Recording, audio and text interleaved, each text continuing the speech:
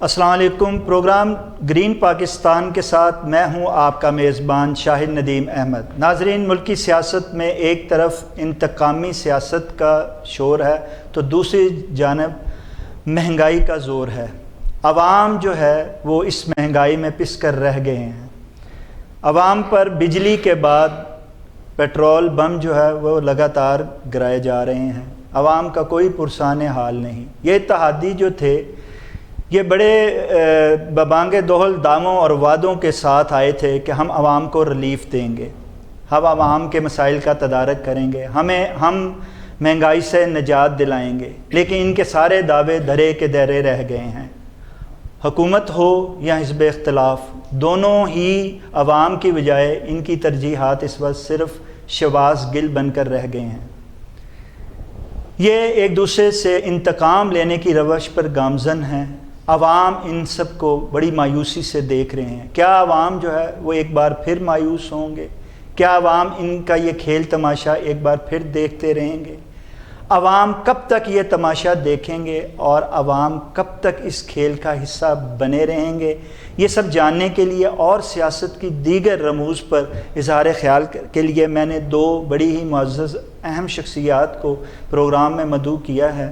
ان کی نہ صرف سیاست پہ نظر ہے بلکہ یہ بڑی خوبصورتی سے آنے والے مستقبل کے حوالے سے بھی نشاندہی کرتے ہیں۔ میری پہلے مہمان گرامی سینئر کالم نگار، تجزیہ کار، ایڈیٹوریل ایڈیٹر روزنامہ نوائے وقت جناب سعید عاصی صاحب ہیں۔ میں ان کا مشکور ہوں کہ وہ ہمارے پروگرام میں تشریف لائے۔ میری دوسری محترم مہمان گرامی سینئر کالم نگار، تجزیہ کار صوبیہ خان ہیں۔ یہ نہ صرف بہت اچھا لکھتی ہیں بلکہ بہت اچھی شاعرہ ادیبہ ہونے کے ساتھ ساتھ ایک بڑی ہی جانی پہچانی سوشل ورکر بھی ہیں۔ میں ان کا بھی مشکور ہوں کہ یہ میرے پروگرام میں تشریف لائیں۔ سعید عاصی صاحب، جیسا کہ آپ دیکھ رہے ہیں کہ ملک میں ایک ایسا انتشار ہے جو ختم ہونے کا سیاست میں نام ہی نہیں لے رہا۔ ایک طرف سیاسی انتشار ہے، دوسری طرف جو ہے مہنگائی کا عذاب ہے، جس میں عوام جو ہے یک کے بعد دیگرے جو ہیں وہ پھنستے اور دھنستے ہی چلے جا رہے ہیں۔ کیا وجہ ہے اور یہ کب تک جو ہے عوام جو ہے یہ چیزیں برداشت کرتے رہیں گے؟ بسم اللہ الرحمن الرحیم۔ اصل میں شاہد صاحب اس سوال کا جواب تلاش کرنے کے لیے ہمیں پوری تاریخ کھنگالنا پڑے گی پاکستان کی۔ قیام پاکستان کے مقاصد کیا تھے؟ اس وقت بھی ظاہر ہے جو غیر منقسم ہندوستان تھا اس میں مسلمانوں کی جو حالت ذات تھی، ان کی جو اقتصادی صورتحال تھی وہ انتہائی دیگر بو تھی۔ نہ ان کے لیے ملازمتوں کے راستے کھلے ہوئے تھے، نہ انہیں مذہب کی آزادی حاصل تھی، نہ وہ خوشحالی کا کبھی تصور کر سکتے تھے۔ تو یہی ایک ویو تھی، ایک خلفشار تھا ذہنوں میں، ایک اضطراب تھا کہ اگر ہم اسی طرح ان کی غلامی میں پڑے رہے، انگریز کی اور ہندو کی غلامی میں پڑے رہے تو ہماری حالت تو کبھی بھی نہیں سدھرے گی۔ تو یہی ایک احساس اور ادراک جو ہے اس نے بنیاد رکھی تحریک پاکستان کی، اور پھر قیام پاکستان کی منزل قائد اعظم نے پھر عوام کی جدوجہد کے ذریعے حاصل کی۔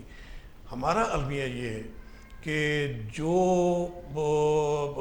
جس مشن کے پیش نظر، جن امنگوں اور آدرشوں کی بنیاد پر یہ تحریک پاکستان شروع ہوئی تھی اور پاکستان کا قیام عمل میں آیا تھا، وہ اگر ہمارے جو قائد ہیں، بے بدل قائد اعظم جن کا کوئی ثانی نہیں ہے، اگر وہ حیات رہتے کچھ عرصہ تو یقیناً ہماری سمت بھی درست ہو جاتی، متعین ہو جاتی، اور ہماری معیشت بھی اسی وقت مستحکم ہو جاتی۔ ہمارا المیہ ہے کہ ان کی زندگی نے وفا نہ کی اور وہ کیا پاکستان کے قیام کے 1 سال کے بعد ہی رحلت فرما گئے۔ تو اس کے بعد جو ملک میں سیاسی خلفشار پیدا ہوا، جو اقتصادی ناہمواریاں پیدا ہوئیں، اور جس طرح ایک سازشیں، محلاتی سازشیں اقتدار کے لیے، اور اس وقت بھی یہی ہمارے جو سیاستدان جو ہے ان کی آپس کی جو ایک ہوس تھی اقتدار کے لیے اور مفادات کے حصول کے لیے، اس نے جو ہے نا وہ ہماری سمت جو ہے، پاکستان کی جو سمت ہے وہ درست کیا متعین ہی نہ ہونے دی۔ ٹھیک ہے نا؟ تو اس کے بعد سے اب تک ہم جو ہے نا وہ ایسے ہی اندھیرے میں ٹامٹویاں مارتے ہوئے یہاں تک پہنچے ہیں، اور آج بھی یہی سوال اٹھتا ہے کہ کیا پاکستان کی وہ منزل ہمیں حاصل ہوگی جس کا جواب کبھی ہمیں مثبت نہیں ملا. تو اس وقت جو صورتحال ہے اس کا بھی ہم اسی تناظر میں اگر ہم جائزہ لیں تو آج بھی ہمارے عوام جو ہے وہ در بدر زندہ درگور راندہ درگاہ جو بھی آپ کہہ لیں، یہ سیاستدانوں کی باہمی جو چپکلشی ہے، ان کے جو مفادات ہیں، ان کی جو سیاست کاریاں ہیں اور ان کی جو بلیم گیم ہے آپس کی، اس میں جو ہے نا الجھ کر رہ گئے ہیں. انہیں کوئی اپنا راستہ جو ہے نا وہ نظر نہیں آ رہا. اس وقت بھی آپ دیکھیے جو ایک گھڑماس مچا ہوا ہے سیاست میں. آپ نے بات کی وہ شہباز گل والی کہ وہ زیادہ اہم ہو گیا اور عوام کے مسائل جو ہے وہ کہیں پیچھے چلے گئے.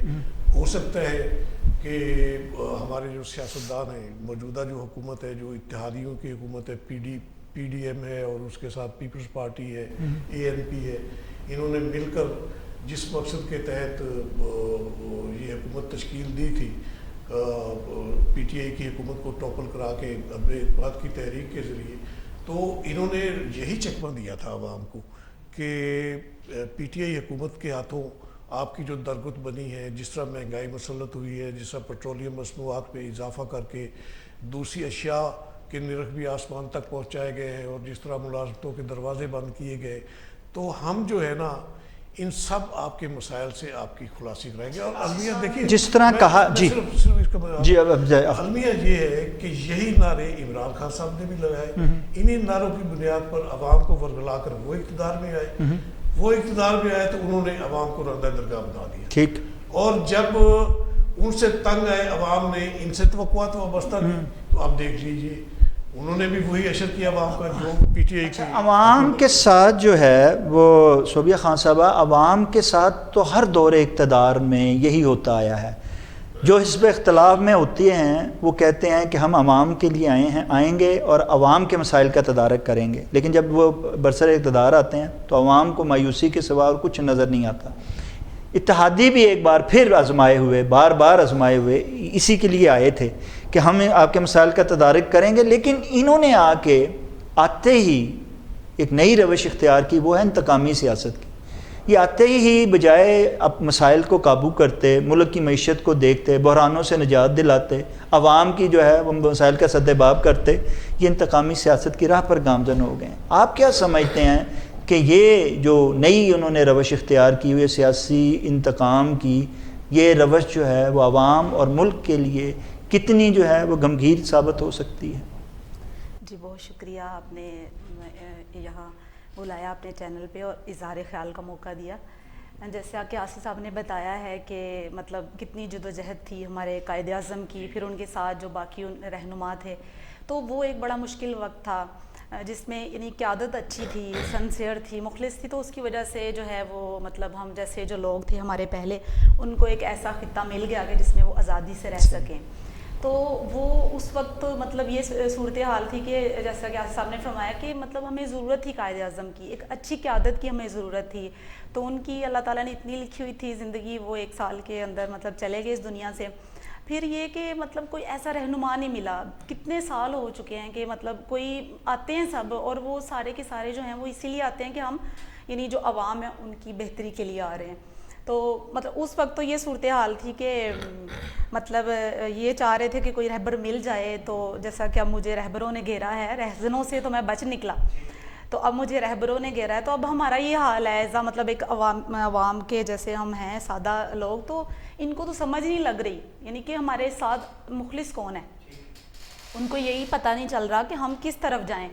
جیسے عام کو تو محترمہ نہیں پتہ لگ رہا، جی جی، لیکن سیاستدانوں کو تو ساری خبر ہے. جب ان کو ساری خبر ہے جی جی، تو وہ بجائے یہ کہ وہ عوام کی طرف دیکھیں.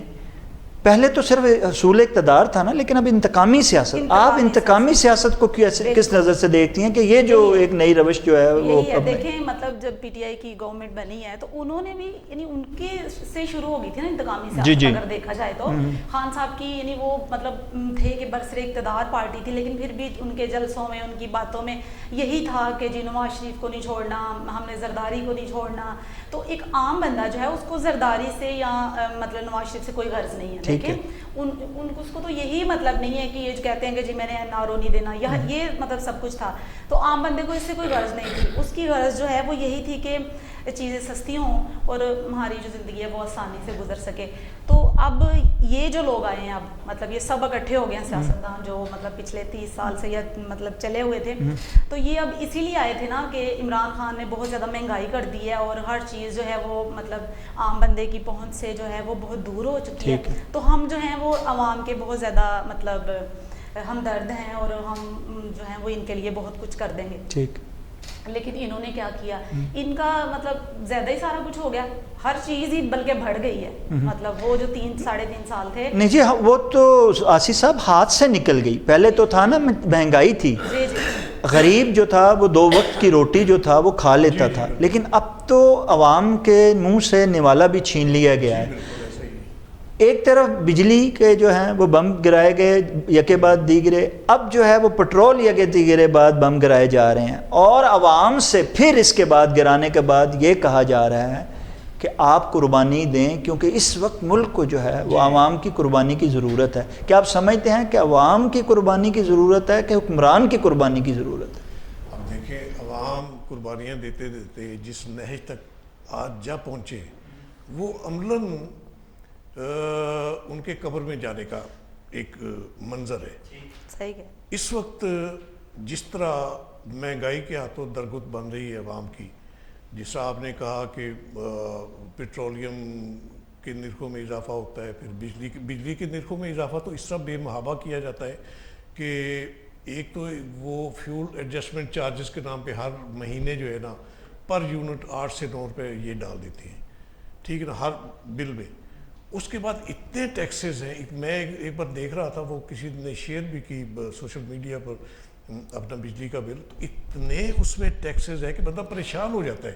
اور ٹیکسز بھی عجیب، فردر ٹیکس اور فلاں ٹیکس اور فلاں ٹیکس جن کا پتہ ہی نہیں، نامعلوم ٹیکس ہے. اور وہ ملا کے بجلی کا جو بل اصل میں کسی کا اگر 3,000 کا ہے تو وہ سارے ٹیکسز ملا کے 15,000 بن جاتا ہے. جی بالکل. تو اسی طرح جس کے کچھ زیادہ یعنی کہ یونٹ صرف ہوتے ہیں تو وہ 30,000 روپے پچھلے مہینے جو بل آئے ہیں وہ تو ایسا ہوا کہ بیچارہ جو لوئر مڈل کلاس جو ہے طبقے سے تعلق رکھتا ہے اس کی تو ساری تنخواہ ہی بجلی کے بل ادا کرنے میں خرچ ہو جاتی ہے. اب وہ کہاں بچوں کی پڑھائی تعلیم کا خرچہ کہاں سے دے گا، کہاں سے گھر کا کچن چلائے گا، کہاں سے اگر کرائے کا گھر ہے تو مکان کا کرایہ کہاں سے ادا کرے گا. اس کا احساس حکمران طبقات کو ہرگز نہیں ہے. یہ جو اشرافیہ طبقات جنہوں نے ایک اوڑا ہوا ہے، ایک مفاد پرستی کی چادریں اوڑی ہوئی ہیں اور خود کو عوام کے ہمدرد بناتے ہیں، یہ ان کے جو چلن ہے نا اس کی وجہ سے عوام کا بیڑا بھی غرق ہوا ہے. اور ملک کی حالت جو ہے وہ بھی اقتصادی طور پر اگر کوئی ملک غیر مستحکم ہوگا تو اس کا دفاع بھی استحکام کی منزل سے ہمکنار نہیں ہو سکتا. ہمارا تو یہ المیہ ہے نا کہ ہم گھرے ہوئے ہیں چاروں طرف سے، اور دشمن بھی ہمارا بہت مکار دشمن ہے. وہ موقع کی طاق میں رہتا ہے کہ کہاں اسے پاکستان کی کمزوری جو ہے وہ نظر آئے اور وہ اس پر شب خون مارے. اور ایسے ہی وہ کر چکا ہے، کئی بار کر چکا ہے. اب بھی حالات جو ہے اس وقت جتنے سازگار ہمارے دشمن بھارت کے لیے ہے، اس کے عزائم کی تکمیل کے معاملہ میں شاید کبھی ایسا نہیں تھا. یہ سوچ جو ہے، یہ فہم، یہ ادراک جو ہونا چاہیے حکمران طبقات میں وہ کہیں نظر نہیں آتا.